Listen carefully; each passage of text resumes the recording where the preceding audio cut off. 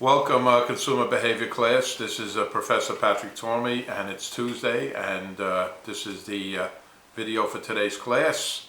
I'll also be trying to use Zoom, but sometimes Zoom gets interrupted, and sometimes it's not as user-friendly for the teacher or for the student. So today we're going to discuss Chapter 11, and I'm just going to go through a couple of slides with you together. We're going to talk about the culture. The actual title of the chapter is Influence of Culture on Consumer Behavior. Culture is certainly a powerful influence, and just as many of the things. Family, we talked about family last time, but your culture, what culture you are. Maybe a person is Eastern European, some South American, Mexican, Irish, Italian. Sometimes your culture, Asian. Think of Chinese versus Korean, all these different cultures, okay? So in this slide, you see the actual definition of culture. It's a total, sum total of learned beliefs, values, and customs. So all the slides I'm going to put up on Blackboard, and I'm going to email to everybody so you'll have it right in front of you, okay? Now, the invisible hand of culture, they talk about each individual perceives the world through his own cultural lens, like the lens on your glasses. So a person of maybe Hispanic culture would maybe watch Telemundo, television, thing like that. Maybe at home when they're with their family, they speak Spanish or English. Same thing, my wife grew up in an Italian-American family. Her mother spoke Italian to her grandmother and English to my wife. So that's interesting. It could be any different languages or whatever. So sometimes it can be language. It could be what you eat.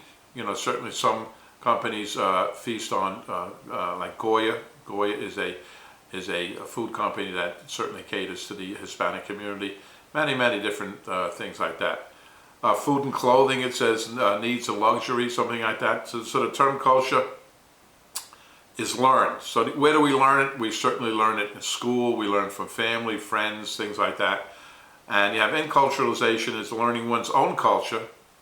And that culturalization is the learning of a new or foreign culture. So somebody that came to America, maybe from Germany, would learn the English language, thing like that. But they may still prefer to have dinner in a German restaurant or something like that, okay? Language and symbols are also a function of culture. You actually have different, not only eating things, the way people dress, a lot of times, the language that they speak, a lot of times the food they eat, okay? Rituals are a big part of a thing like that. Certainly you have like a birthday cake is a ritual. A bride wears a wedding gown, so a white wedding gown.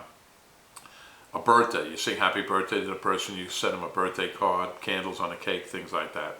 New Year's Eve, everybody waits till the ball drop and then they go around and hug one another, right? And sharing a culture, to be a cultural characteristic, to belief value must be pervasive, meaning it's got to be accepted by a wide number of people, okay?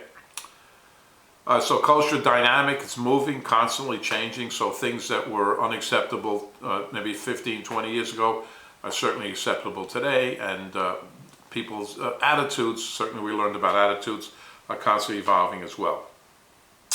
So content analysis is a method for systematically analyzing the culture, so that's what consumer behavior theorists do. And a lot of marketing companies are looking at when they're planning their advertising, they're planning their products, they're planning packaging, all the different things like that. Look into this thing as well. So you can measure culture. There's some value measurement instruments. I'd like you to look at that slide and spend a little time just looking into it.